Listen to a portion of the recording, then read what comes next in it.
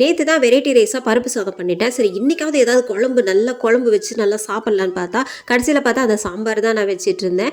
ஏன்னா என்ன பண்ணுறதுனே எனக்கு சுத்தமாக ஐடியா இல்லை. என்ன குழம்பு வைக்கிறதுனே ஒன்றுமே புரியல. சரி சாம்பார்னால் கொஞ்சம் ஈஸியாக வச்சிடலாமே சொல்லிட்டு அதையே பண்ணிட்டேன். சாம்பாருக்கு இந்த முருங்கைக்காய் காணோமேன்னு தேடிட்டு இருந்தா பச்சை மிளகாக்குள்ளே எவன்டா வந்து முருங்கைக்காயை ஒழிச்சு வச்சுது அப்படின்ற மாதிரி தான் இருந்தது.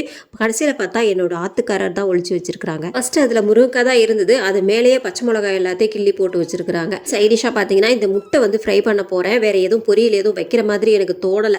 ஏன்னா 2 பேர் தானே, இதுக்காவது பொரியல் வச்சிட்டு இருக்கணுமான்னு சொல்லிட்டு தோணவே இல்லை.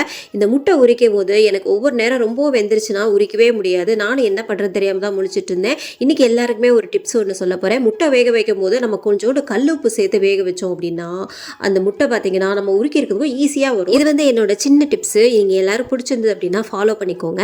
அப்படி தெரிஞ்சவங்களுக்கு ஓகே, தெரியாதவங்களுக்காக நான் சொல்லிக்கிறேன். நாளைக்கு ஒரு வீடியோவில் பார்க்கலாம். பாய்.